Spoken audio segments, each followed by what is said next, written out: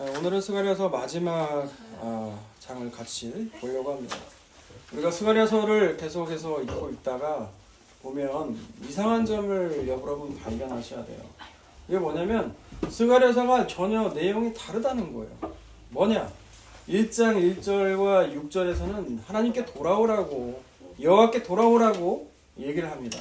그리고 그 뒤에는 뭐가 나와 있죠?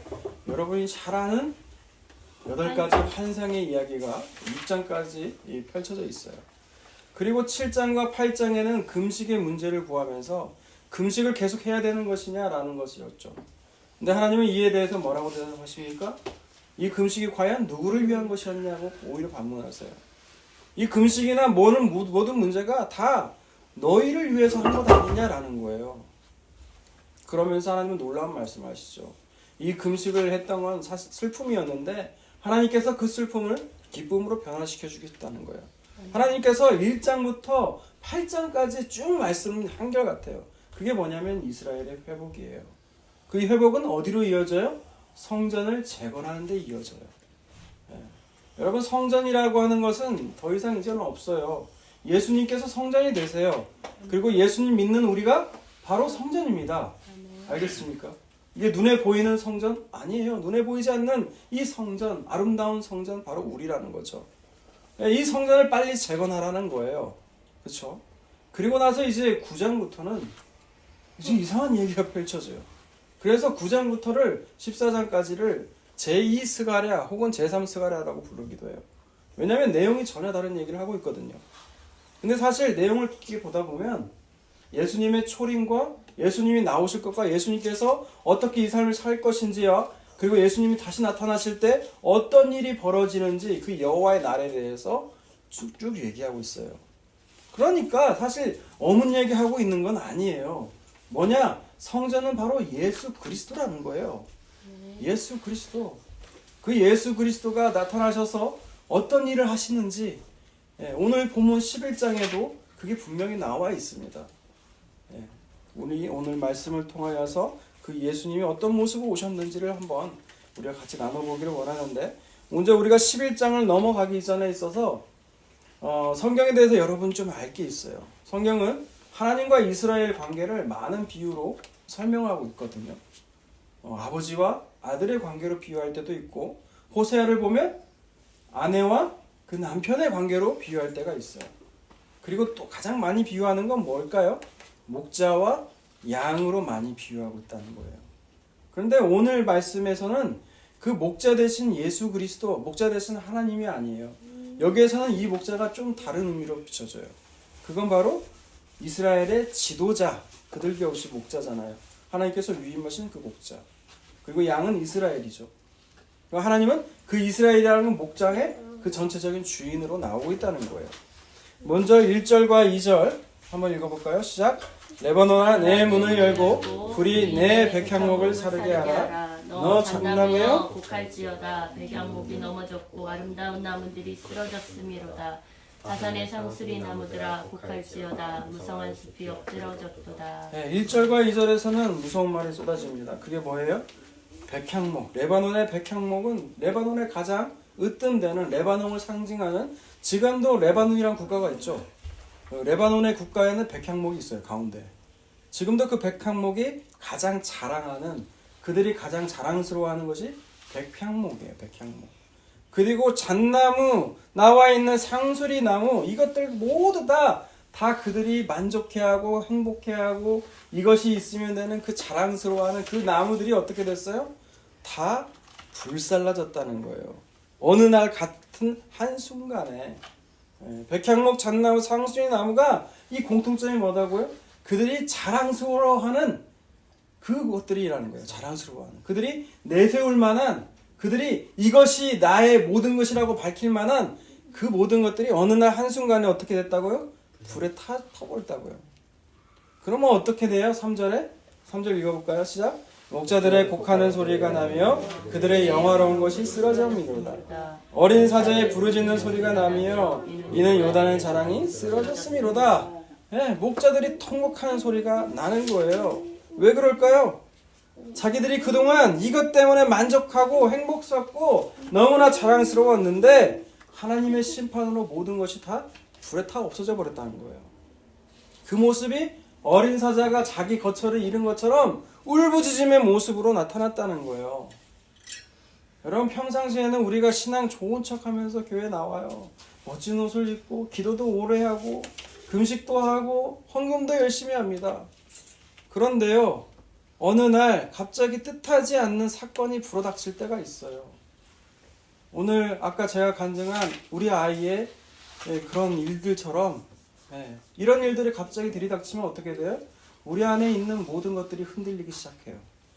정말 믿음이 있는 것처럼 보이지만 그 믿음에까지도 흔들리기 시작한다는 거예요. 그러면 그 말은 뭐예요? 내가 믿음을 갖고 있었다는 얘기예요. 하나님이 나를 붙드는 것이 아니라 내가 하나님을 붙들고 있는 거였다는 거예요, 여러분. 하나님이 나를 붙드셔야 되는 거예요, 믿음은. 그리고 믿음의 대상은 누구예요? 하나님이세요.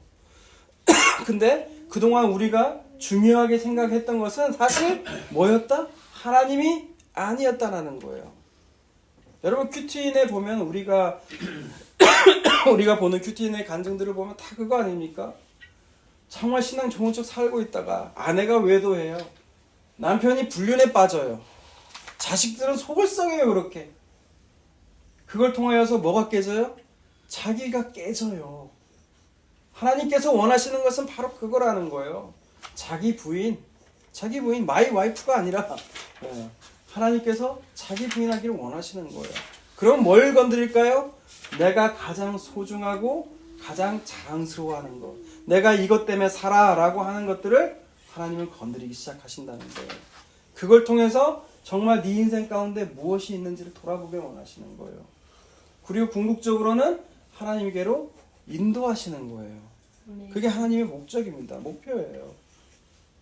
그리고 4절에 보면 이제 본격적으로 오늘 본문의 이야기가 시작되는데 4절에 보면 이렇게 나와요. 여호와 나의 하나님이 이르시되 너는 잡혀 죽을 양떼를 먹이라 라고 해요. 여러분, 여기서 너가 누굽니까?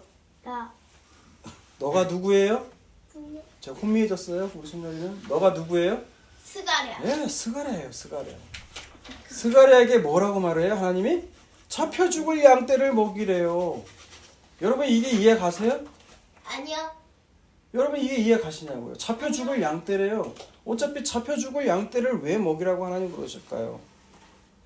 이 잡혀 죽을 양떼들이기 때문에 5절에 보면 이런 말이 나와요.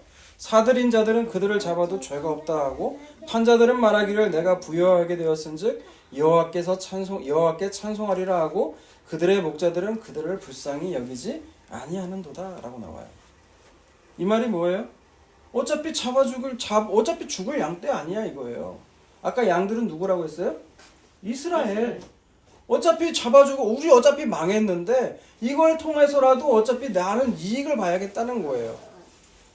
사는 자도 파는 자도 그들 마음 가운데는 오직 뭐만 있어요? 내 이익. 나밖에 없다는 거야, 나밖에. 이게 엄청난 무시무시한 이 자기 중심성이라는 죄악이거든요. 네. 근데 이 마음의 동기는 뭐예요? 양들을 불쌍히 여기지 않았다는 거예요. 그렇기 때문에 마음에 가책도 없고 아무런 마음에 그러한 꺼리낌이 없었다는 거예요. 여러분, 이게 이스라엘만 그런 게 아닙니다. 우리의 역사를 봐도 그래요. 고구려가 망할 때도 백제가 망하고 이번 시험범이었죠, 후상국. 예, 망할 때도 이들을 팔아치운 거는 자기네 동포였어요. 자기네 고구려 지도자였더라고요. 당나라에다 팔고 외국에다 팔아요. 자기 동포를. 뭐가 제일 중요해요? 내가 제일 중요해요. 내가. 여러분, 이렇게 됐단 말이에요. 이렇게. 이게 잡아 죽일 양떼라는 말이에요. 잡혀 죽일. 그들 불쌍히 여기지 않아서. 그럼 어떻게 해야 됩니까? 하나님은 이들을 어떻게 해야 돼요? 그게 6절에 나와요. 6절에 봅시다. 시작. 여호와가 말하노라 내가 다시는 이 땅 주민을 불쌍히 여기지 아니하고 그 사람들을 각각 그 이웃의 손과 임금의 손에 넘기리니 그들이 이 땅을 칠지라도 내가 그들의 손에서 건져내지 아니하리라 하시기로. 아멘. 어떻게 해요? 하나님은 심판하시는 거예요. 내가 다시는 이 땅 주민을 불쌍히 여기지 않겠다는 거예요. 이 땅의 지도자들을 불쌍히 여기지 않고 그 이웃의 손과 임금의 손에 넘겨서 이 땅을 칠지라도 내가 다시는 건져내지 않겠다라는 거예요. 왜? 그들은 자기 배가 자기 신이 돼서 그렇게 자기가 우선이 돼서 살아가니까 그들 마음 가운데는 다른 사람을 긍휼히 여기는 마음이 없어요. 여러분, 하나님을 사랑하게 되면 이웃을 당연히 사랑하게 됩니다. 이건 당연한 거예요. 내가 하나님을 사랑한다고 하면서 내 주변의 이웃을 돌보지 않고 사랑하지 않는 자는 하나님을 사랑하지 않는 거예요. 이들 마음 가운데는 내 이웃, 그 동포 다 긍휼히 여기는 마음이 없고 오직 내가 중요하다는 거예요. 내가 중요하다는 거. 그러니까 하나님은 심판하시는 거예요. 네. 그런데 왜 하나님은 이렇게 심판하실 것이면서 왜 스가랴에게 이 잡혀 죽을 양떼를 먹이라고 하셨을까요? 그게 7절에 나와요. 7절. 멍 때리지 마시고 7절 보세요. 시작. 내가 잡혀 죽을 양떼를 먹이니 참으로 가련한 양들이라.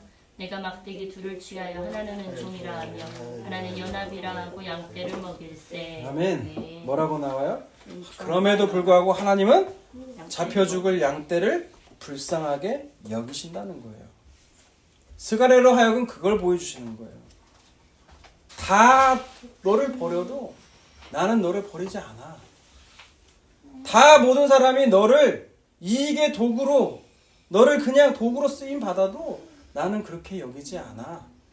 여러분, 그게 하나님의 마음이라는 거예요. 여러분, 이 순간 여러분의 가까운 사람이 여러분 배신할 수도 있어요. 이따도 배신의 얘기, 은삼십이 얘기가 나오잖아요. 그럴지라도 하나님은 여러분을 배신하지 않아요. 우리는 하나님 등에 얼마나 많은 칼을 꽂았나 몰라요. 그럼에도 불구하고 하나님은 우리에게서 등을 돌리지 않으세요. 불쌍히 여기신다는 거예요. 여러분, 우리가 구원받는 것도 하나님께서 불쌍히 여기셨기 때문에 그런 거예요. 하나님의 긍휼하심이 없으면 아무도 이곳에 설 수가 없다는 거예요. 그 모습이 어떤 모습으로 나와요? 막대기 둘의 모습인데 그게 비유거든요. 그게 뭐예요? 은총과 연합이라는 거예요. 한마디로 은총이라는 건 하나님 사랑이고요. 연합이라는 것은 이웃 사랑이라고 할 수 있겠어요. 그게 가시적으로 보인 게 뭡니까? 예수 그리스도의 십자가. 위에서부터 아래로, 옆에 좌에서 우로, 우에서 좌로 나와 있는 모습이 예수 그리스도 십자가잖아요. 그게 은총과 연합의 모습으로 나온다는 거예요. 그러면서 8절에 이런 말씀을 합니다. 한 달 동안에 내가 그 세 목자를 제거하였으니 이는 내 마음에 그들을 싫어하였고 그들의 마음에도 나를 미워하였습니다. 여러분, 여기서 목자가 누구라고 했어요? 아까? 목자가 아까 서두에 말할 때 목자는 누구라고 했어요? 하나님이 아니라, 예수님이 아니라 이스라엘의 지도자. 예, 이스라엘의 지도자. 이스라엘의 지도자였어요. 그게 누굽니까? 이스라엘의 지도자는 왕과 제사장과 선지자죠. 예, 이런 모습들이 왜 하나님이 이들 마음 가운데는 뭐가 있다고요? 하나님을 마음에 두기 싫어해요. 그래서 하나님도 이들을 싫어해요. 똑같이 싫어해요. 예, 목자는 하나님을 미워하고요. 하나님도 목자가 싫어요. 이 모습이 어디에 나왔냐면 미가서를 보세요. 미가서. 우리가 지난달인가요? 본 적이 있었던 것 같은데 지난달인가? 요나서 다음에 미가서가 있죠? 미가서 3장 9절부터 보겠습니다. 야곱 족속의 우두머리들과 이스라엘 족속의 통치자들 곧 정의를 미워하고 정직한 것을 굳게 하는 자들아 원하노니 이 말을 들을지어다 시온을 피로 예루살렘을 죄악으로 건축하는도다 라고 나와 있죠. 그러면서 그들의 뭐 때문에 하나님이 심판하시는지가 11절에 잘 나와 있어요. 11절 읽습니다.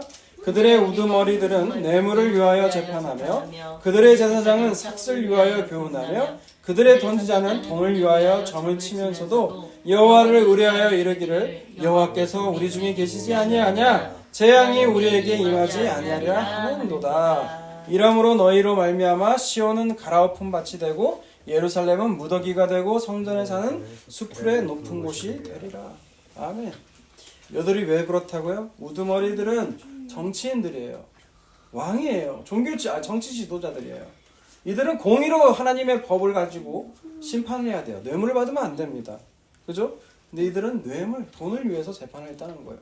그들에게 이익이 되는 것이 있다면 그들이 이익대로 행동을 했다는 거예요. 하나님의 법, 하나님의 율법 이런 거 다 무시했다는 거예요. 자기가 우상이 됐다는 얘기입니다. 그리고 또 제사장은 뭐를 위해요? 삭, 이것도 돈이죠. 삭을 위하여 교훈을 했다는 거예요. 제사장은 누구예요? 하나님의 뜻을 받들어서 제사를 드려야 돼요. 속죄의 제사를 드려야 되는데 이들도 다 돈을 위해 움직였다는 거예요. 그러면 이들을 방지할 선지자는, 하나님의 뜻을 전해야 선지자는 어떻게 해야 돼요? 분연이 일어나서 이건 죄다고 외쳐야 되는데 이 선지자도 돈을 위해서 외쳤다는 거예요. 점을 쳤다고 나와요. 점을 쳤다고. 네. 그러면서 그들이 듣기 좋아하는 말을 들려주는 거예요. 하나님이 우리와 함께 계시지 않느냐? 재앙이 우리에게 미치지 않을 것이다.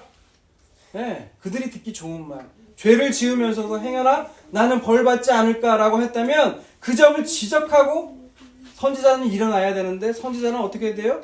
선지자는 눈을 감고 귀를 가려요. 그리고 그들이 좋아하는 말, 아무 일 없을 거라고, 당신 자식들도 평안할 거라고, 잘 살 거라고 이렇게 외친다는 거예요. 여러분, 이러니 어떻게 돼요? 하나님은 그들을 다 심판하시는 거예요. 이들 마음 가운데 하나님을 경외하는 마음이 없어요.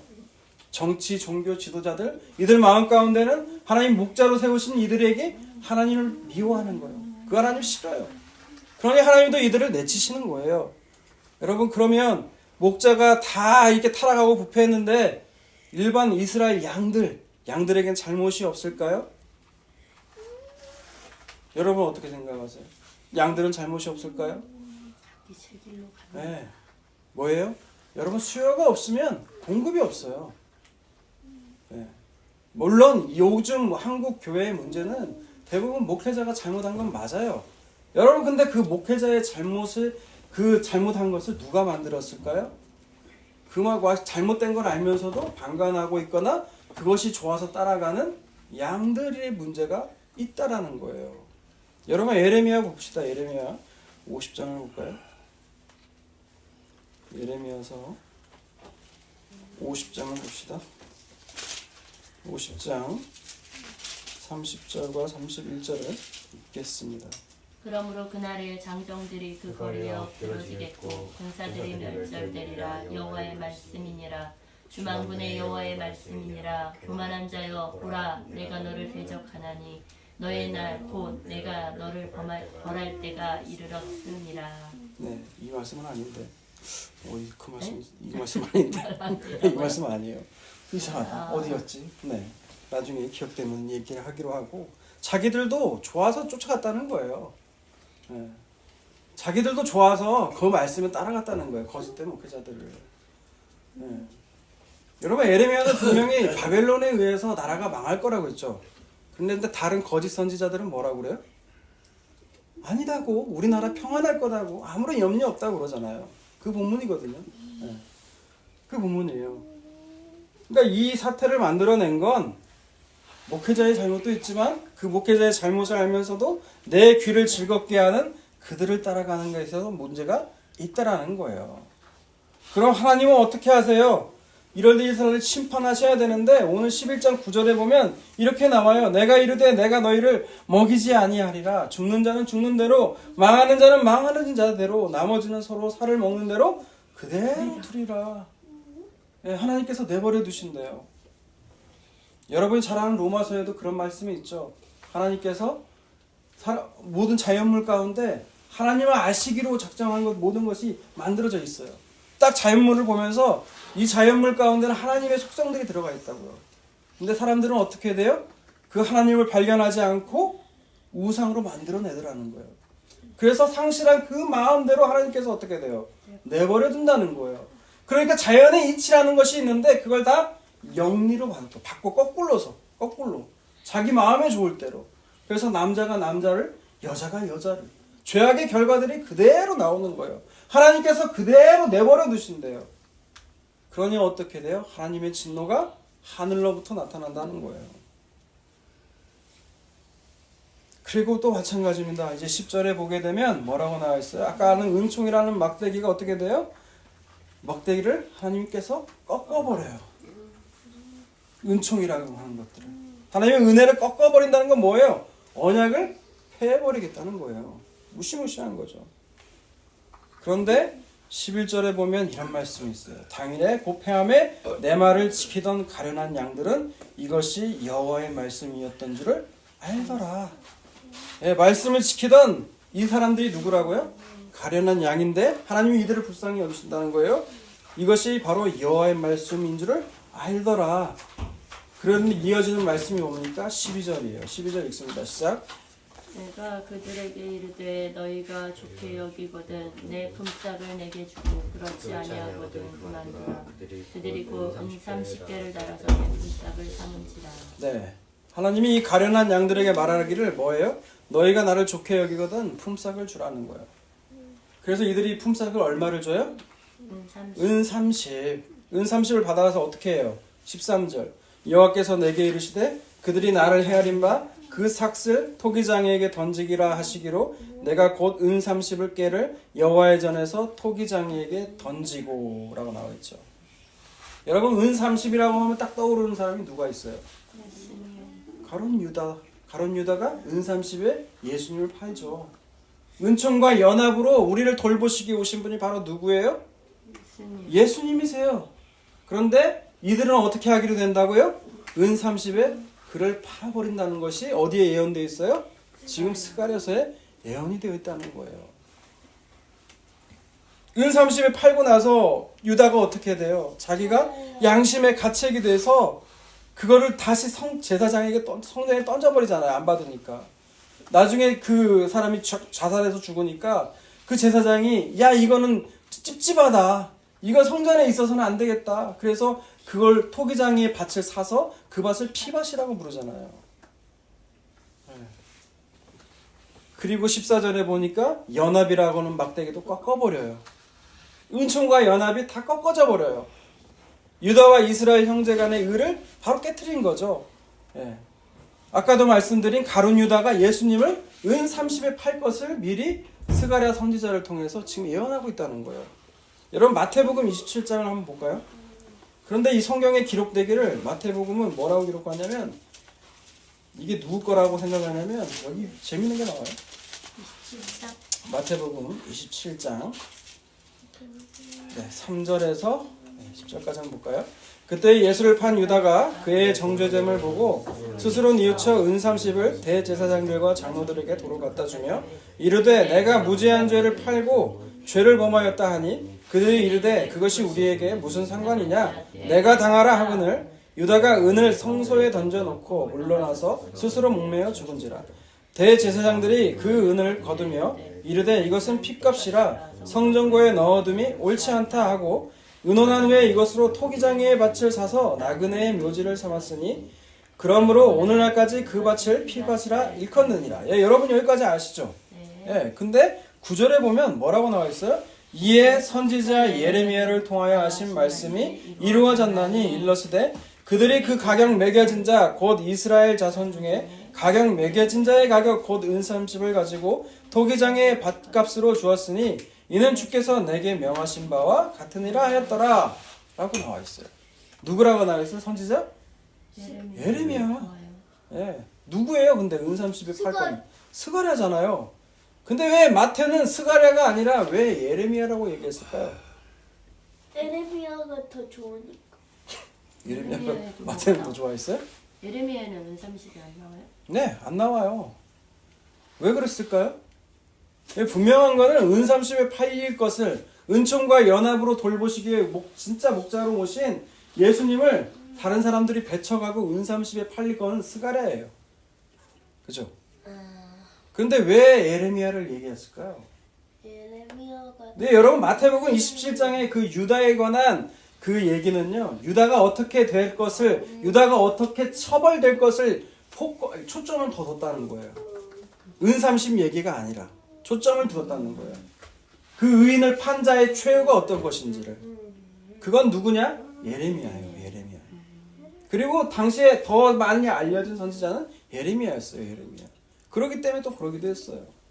토기장의 이야기도 예레미야에 보면 토기장의 비유도 나오잖아요.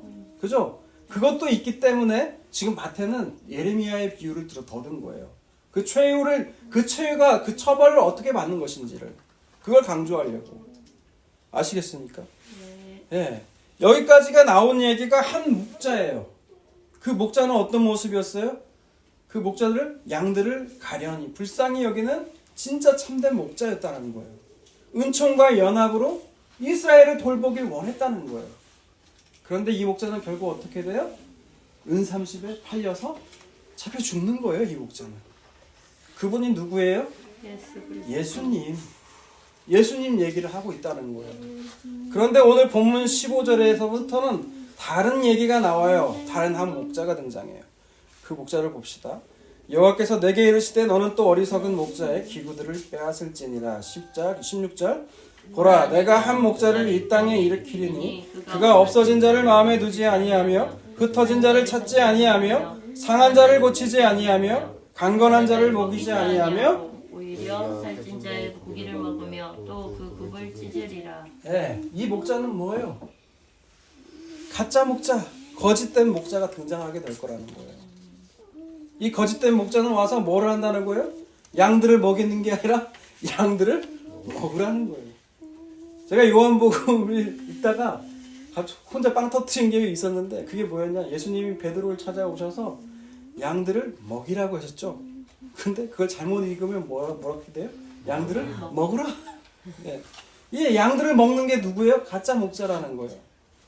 근데 왜 사람들은 이 가짜 목자한테 너무 이게 가짜 목자를 좋아하고 진짜로 목자 온 사람을 배척할까요? 왜 그럴까요? 어리석어서 그래요? 그것도 있겠죠. 왜 가짜 목자를 더 따를까요? 질투나서. 아까도 말씀드렸죠. 자기가 좋아하는 것이 그 사람에게 있는 거예요. 내가 듣고 싶은 메시지를 그 가짜 목자가 하는 거예요. 그러니까 그 목자가 너무 좋아요. 여러분 오늘 교회도 똑같습니다. 네. 왜 그 목사가 잘못된 걸 분명히 알아요. 근데 왜 그 잘못된 메시지를 따라가는 그 목사를 따라갈까요? 예를 들어서 지금 한번 인물이 떠오르는데 그 인물 얘기했다가 근데 어차피 우리는 유명하지도 않은데 얘기해도 상관이 없을 것 같은데 하지 마세요. 하지 마요. 심지어 정치인도 그 말 하더라고요. 아니 어떻게 그 사람은 까불면 하나님도 때린다고 하나님도 나한테 맞는다고 혼난다고 하는데 어떻게 기독교에서 그런 사람을 이단으로 정죄 안 하냐고. 아 정치인도 그 말을 하더라고요. 여러분 이 부끄러운 얘기 아닙니까 이게? 그렇게 욕을 얻어먹고 그렇게 잘못된 메시지를 전하는데도 왜 그 교회 교인들은 그 목사를 정죄하지도 못하고 떠나지를 못하는 걸까요? 두려움의 영도 있습니다만 그 사람들에게는 그 목사의 메시지가 좋은 거예요. 자기에게 귀에 들린 대로 그 좋은 메시지에 쫓아 따라다니는 거라는 거예요. 여러분 고린도 후서에도 보면 그 가짜 거짓 선생들이 와서 그 교회를 괴롭히잖아요. 그 겉모습은 어떻다고 그래? 광명한 천사들과 같다고 그래요. 겉으로 봐서 너무나 매력적이라는 거예요. 좋은 신학교 나오고 좋은 신대원 나오고 겉으로 보이는 그 유순한 그 외모와 화려한 말빨과 그런 것들을 보면 사람들은 어떻게 해요? 혹해서 넘어가요.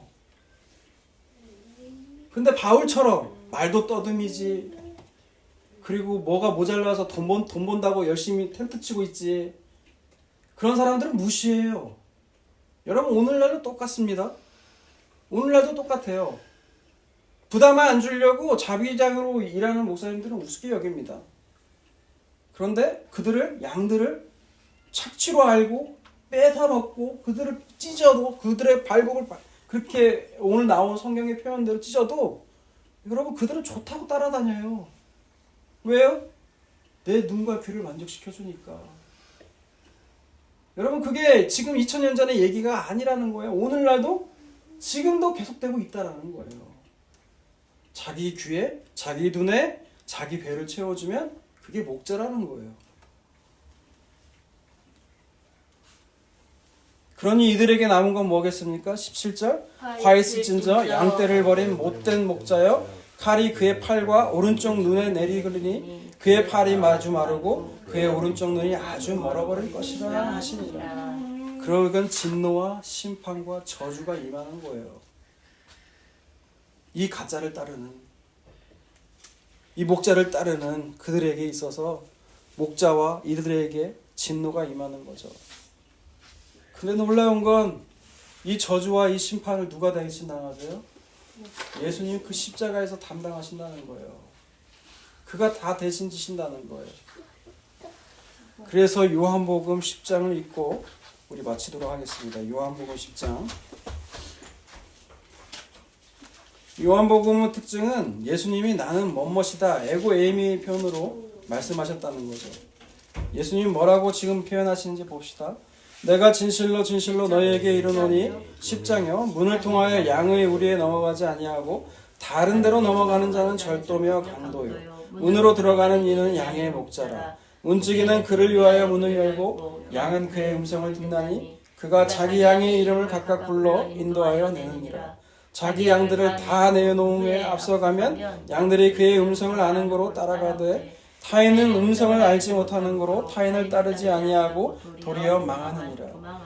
예수께서 이 비유로 그들에게 말씀하셨으나 그들은 그가 하신 말씀이 무엇인지를 알지 못하니라.